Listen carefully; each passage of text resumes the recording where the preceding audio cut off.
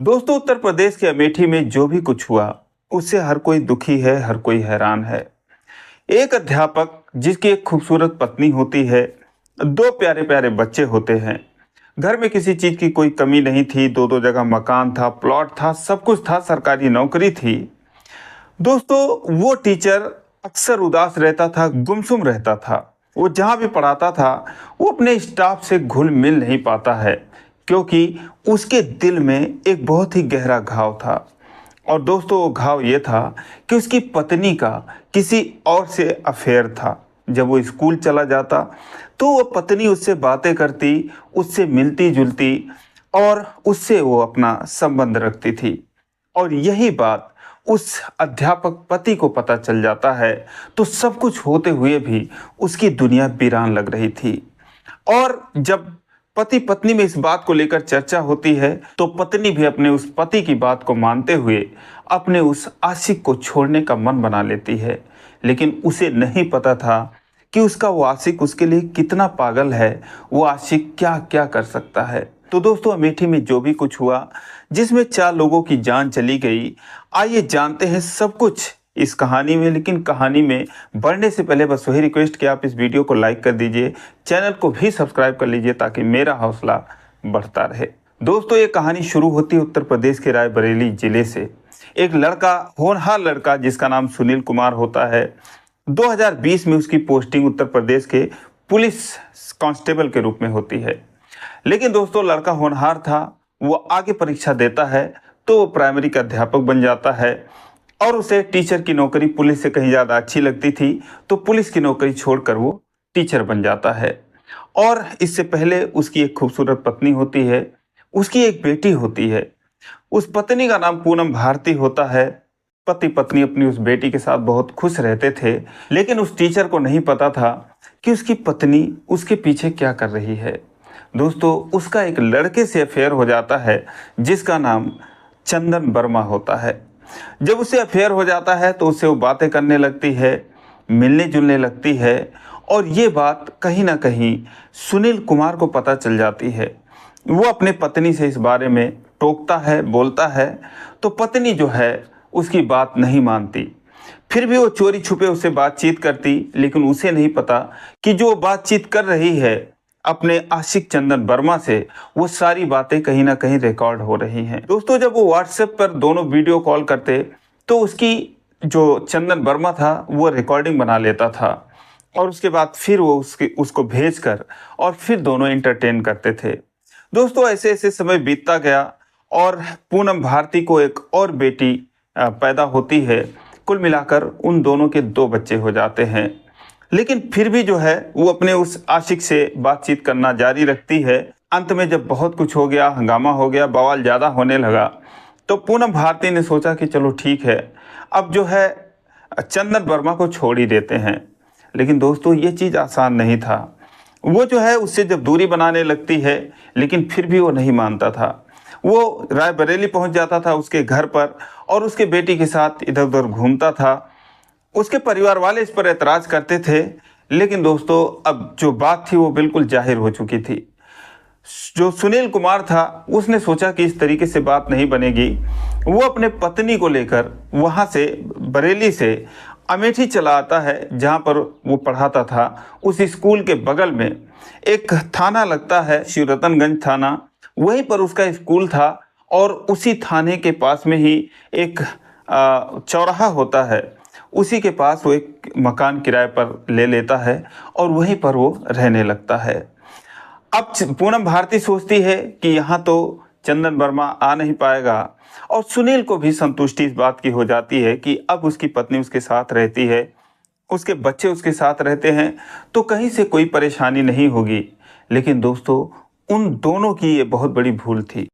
जो चंदन वर्मा होता है एक सातिर किस्म का आदमी, सन की टाइप का आशिक होता है। वो बरेली से चलकर अमेठी आ जाता है और वहाँ पर वो कहीं ना कहीं उन दोनों के बीच में रोड़ा बनने लगता है। एक दिन 18 अगस्त के दिन, जब वो दोनों अपनी बेटी का इलाज कराने के लिए एक हॉस्पिटल जा रहे थे, तो बीच में जो है चंदन वर्मा आ जाता है। और वो बीच रास्ते में ही उसकी पत्नी से बात करने की कोशिश करता है, पूनम भारती से बात करने की कोशिश करता है, लेकिन पूनम भारती उसको इग्नोर कर देती है। फिर भी वो चूंकि उसका आशिक था, उससे उसका बहुत गहरा संबंध था, तो उसे किसी चीज का खौफ नहीं था। वो जबरदस्ती उससे बातें करने की कोशिश करता है, लेकिन पूनम भारती उसको फटकार देती है और उसके बाद वो 112 पर डायल करके पुलिस बुला लेती है। जब पुलिस आती है तो फिर उसको पकड़ कर ले जाती है और उसके बाद कुछ टाइम के लिए वो अपने पास रखती है, फिर छोड़ देती है। अभी लोग सोचते हैं कि मामला शांत हो जाएगा, कहीं ना कहीं पुलिस ने उसको डरा धमका दिया होगा, अब वो मेरे रास्ते में नहीं आएगा। लेकिन दोस्तों, इतना सब होने के बावजूद जो चंदन वर्मा था उसकी वही आदत बनी रही। आए दिन वो उन दोनों के रास्ते में आ जाता, आए दिन वो उस घर पे आ जाता जहां पर वो पूनम भारती से मिलने की कोशिश करता। अब पूनम भारती जो है उससे दूरी बना चुकी थी, उससे दूर रहने का फैसला कर चुकी थी, और जैसे जैसे वो उससे दूरी बनाती गई वैसे वैसे जो चंदन वर्मा था वो पूनम भारती के लिए और पागल हो गया। और दोस्तों, ऐसे ही एक दिन बहुत ही जबरदस्ती करने लगा, तब इन लोगों ने जाकर उसके खिलाफ थाने में एफआईआर दर्ज करवाई और 164 का बयान दर्ज हो गया। और उसके बाद उन्होंने सोचा कि चलो अब तो उससे छुटकारा मिल जाएगा। लेकिन दोस्तों, पुलिस ने इस मामले को गंभीरता से नहीं लिया, क्योंकि वो जो है उनको बीच रास्ते में धमकी दिया था कि अगर तुम मेरे जिंदगी से चली गई तो मैं तुम लोगों को छोड़ूंगा नहीं।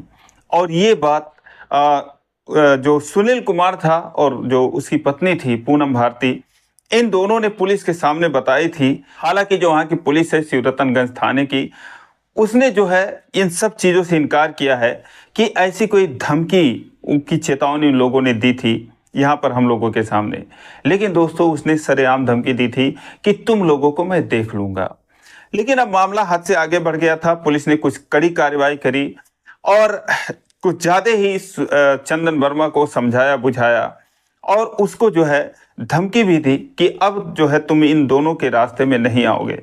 लेकिन दोस्तों, उसके बावजूद भी वो मानने वाला नहीं था। अब दोस्तों, एक दिन वो बहुत ही खतरनाक प्लान बनाता है। उस प्लान के मुताबिक वो एक स्टेटस लगाता है अपने व्हाट्सएप पे कि 5 लोग जो है इस दुनिया से जाने वाले हैं, मरने वाले हैं। 5 लोगों में 4 लोग तो वो थे जो 2 मासूम बच्चे थे, एक पूनम भारती थी और एक जो उसका पति सुनील कुमार था। 5वां जो था वो खुद होता है। उसने अपने बारे में भी बोला था कि जो 5 लोग मरेंगे उसमें उसका भी नाम होगा। लेकिन दोस्तों, अब यही सब सोचने के बाद वो एक 32 बोर की पिस्टल लेता है, जो कि एक अवैध पिस्टल होती है, कहीं से उसको वो लेता है। उसके बाद एक मोटरसाइकिल लेता है बुलेट की, और फिर अपने एक दोस्त की दुकान पर आता है जहाँ की वो रूम लेकर रहते थे सुनील और उसकी पत्नी। वहाँ से 100-150 मीटर की दूरी पर उसके दोस्त की मोबाइल की दुकान थी। क्योंकि आते जाते वो अपने दोस्त भी बना रखे थे, तो अपने दोस्त की दुकान पर बुलेट गाड़ी खड़ा कर देता है और उसके बाद वो उसके घर पे आता है। घर पे आने के बाद दरवाजे को खटखटाता है, दरवाज़ा खोला जाता है। उसके बाद वो अंदर जाता है तो एक चॉकलेट जो है उस बेटी को देता है और एक 10 रुपये का नोट भी देता है। वो बेटी वो अपने दोनों मुट्ठी में एक हाथ से चॉकलेट पकड़ लेती है, एक हाथ में वो 10 रुपये पकड़ लेती है। उसके बाद वो बातचीत करता है। अब उसे क्या करना था वो पूरी तरीके से मन बना चुका था। धीरे धीरे उन दोनों में कहासुनी हो जाती है। लेकिन कुछ ही दूरी पर जागरण चल रहा था, वहाँ पर मेला लगा हुआ था, नवरातन का व्रत चल रहा था। तो शोर शराबा जो इन दोनों लोगों के बीच में हो रहा था वो और किसी को पता नहीं चला। और दोस्तों, देखते ही देखते उसने अपनी वो पिस्टल निकाली और एक के बाद एक उसने 9 गोलियां चला दी। और उसके बाद 3 गोली जो है वो सुनील को लगी, 2 गोली जो है पूनम भारती को लगती है और एक एक गोली उन मासूम बच्चों को लगती है।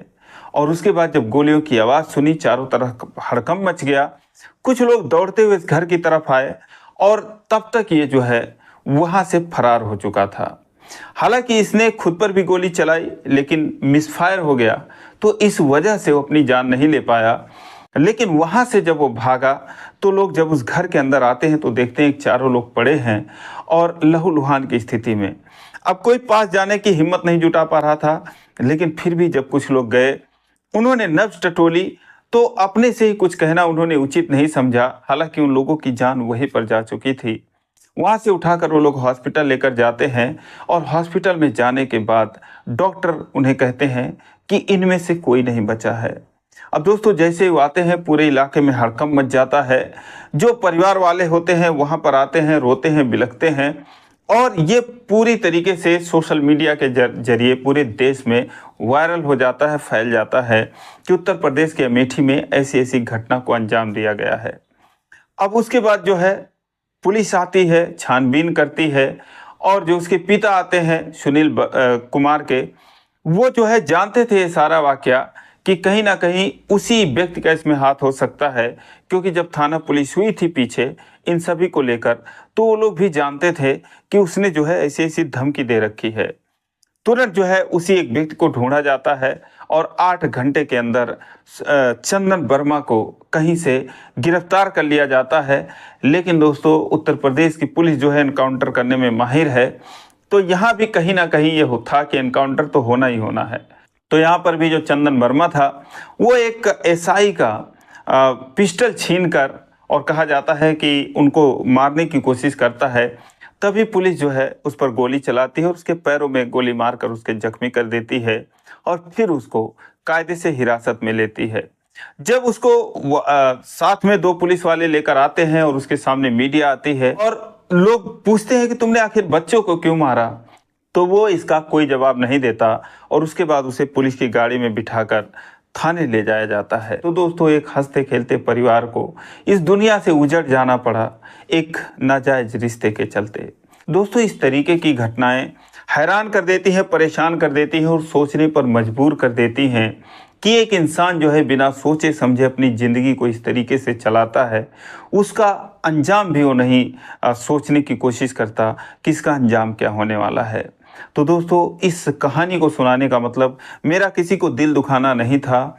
इस वीडियो को बनाने का उद्देश्य बस यही था कि लोग जागरूक रहें और ऐसे लोगों से सतर्क रहें कि जिनको वो लोग बहुत हल्के में लेते हैं। तो दोस्तों ये रही कहानी, आज के लिए बस इतना ही। फिर मिलेंगे अगले वीडियो में, तब तक के लिए जय हिंद।